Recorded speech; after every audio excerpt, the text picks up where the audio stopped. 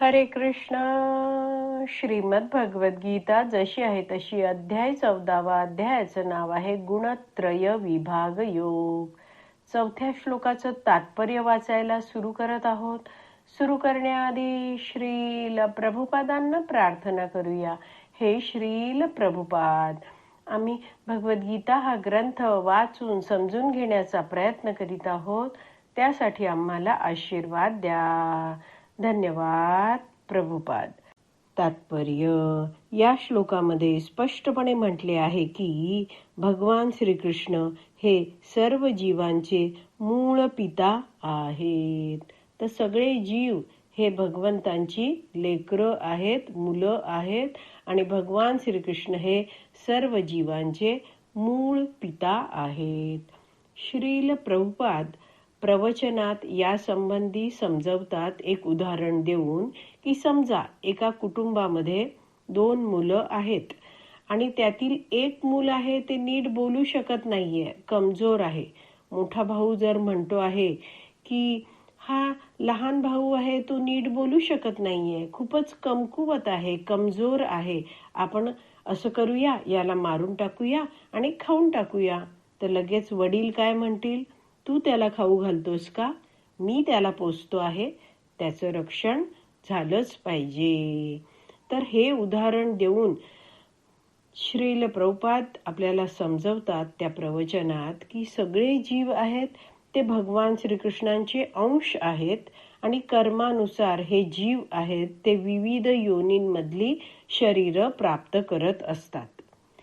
अनेक साऱ्या या 84 लाख योनींमधल्या मनुष्य योनी आहे ती श्रेष्ठ योनी आहे. बाकी सगळे प्राणी, पक्षी, वनस्पती, इतर हे सगळ्या निम्न योनी आहेत. त्या सगळ्या प्राणी पक्ष्यांची अनावश्यक हत्या करण्याचा अधिकार आपल्याला नाही. तर अनावश्यक हत्या म्हणजे, तर आपण हे जाणून घेऊया. जसा वाघ हरणाला मारून खातो का? कारण वाघाचं अन्नच ते आहे. हरिण गवत खातं. तर ही असते अन्न साखळी जी आपण शाळेत शिकलो होतो. जीवो जीवस्य जीवनम. तर हे सगळे जे प्राणी मात्र आहेत ते अशा प्रकारे दुसऱ्यावर अवलंबून असतात. मात्र जो मनुष्य आहे त्याच्यासाठी धान्य, भाज्या, फळे इत्यादी भरपूर प्रमाणात उपलब्ध आहेत. तरी सुद्धा आपल्या जिभेच्या संतुष्टीसाठी मनुष्याने कुठच्याही जीवाची हत्या करणं हे योग्य नाहीये. याला म्हटलं जातं अनावश्यक हत्या. आवश्यक हत्या म्हणजे काय? तर वाघ हरणाला खातो तर ही आवश्यक हत्या आहे, कारण की वाघासाठी हरिण हे त्याचं अन्न आहे. पण आपण जर आपल्या एवढूशा 2.5 इंची ही जी जीभ दिसते आहे त्यालाच फक्त चव कळते, तेवढा जिभेचा भाग झाला आणि खाली अन्न जातं आहे, त्याला कोणतीच चव कळत नाही. तर 2.5 इंची जिभेच्या चोचल्यांसाठी, चवीसाठी आपण अशी प्राण्यांची हत्या करणं हा कसं आहे? अनावश्यक ही हत्या आहे. ह्याची खरं तर काहीच गरज नाहीये, पण भोगी वृत्तीमुळे मनुष्य अशी सगळी कार्य करत असतो. आपण जे उदाहरण बघितलं, एका कुटुंबात 2 भाऊ आहेत, मोठा भाऊ मजबूत आहे, छोटा भाऊ कमकुवत आहे.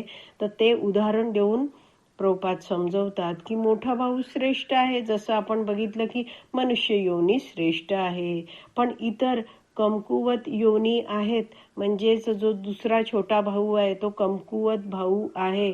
तर त्या भावाला मारून खाण्याचा अधिकार मोठ्या भावाला नाही. तसंच आपण मनुष्य योनीत आहोत, तर इतर ज्या निम्न योनी आहेत त्यातले जे प्राणी आहेत, पशु आहेत, पक्षी आहेत, त्यांना मारून खाण्याचा अधिकार सुद्धा आपल्याला नाहीये. आपण जाणलं पाहिजे मनुष्य योनीत चेतना असते, ती उच्च स्तरावर असते. मात्र ह्या सगळ्या बाकीच्या निम्न योनी आहेत त्यात तितकी चेतना उन्नत नसते. तर कुणी प्रश्न विचारेल, तुम्ही म्हणता प्राणी मारून खायचे नाहीत, तुम्ही शाकाहारी आहात ना, पण वनस्पती सुद्धा जीवच आहेत ना. म्हणजे काही जीवांना वनस्पती योनीतलं शरीर मिळतं ना, मग तुम्ही कसे त्या वनस्पतींना तोडून खाता, म्हणजे तुम्ही पण हत्या करता आहात ना.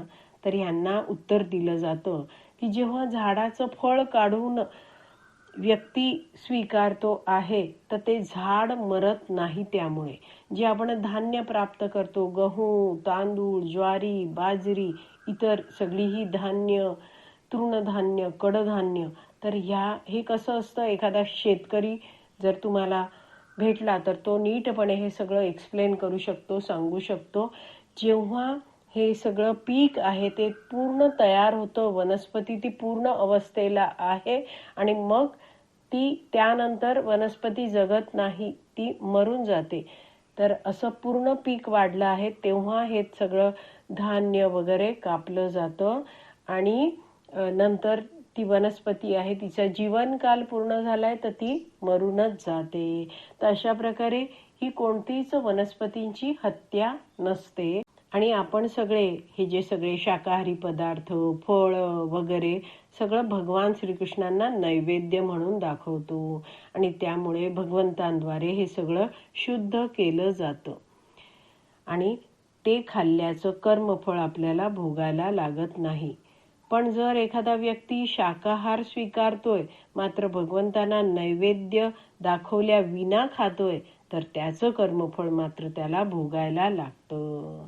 तर आपण जाणलं पाहिजे की भगवंतांना सगळेच जीव प्रिय आहेत आणि त्यामुळे या समाजामध्ये वावरताना, विविध योनीतील शरीर पाहताना आपण जाणलं पाहिजे की ही सगळी भगवंतांची लेकरच आहेत. तर अशा प्रकारे भगवान श्रीकृष्ण हे सर्व जीवांचे मूळ पिता आहेत, हा मुद्दा आपण समजून घेतला आहे. आज विराम द्यायची वेळ झाली आहे, इथेच विराम देऊया. श्रीमद भगवत गीता की जय, श्रील प्रभुपाद की जय. हरी बोल.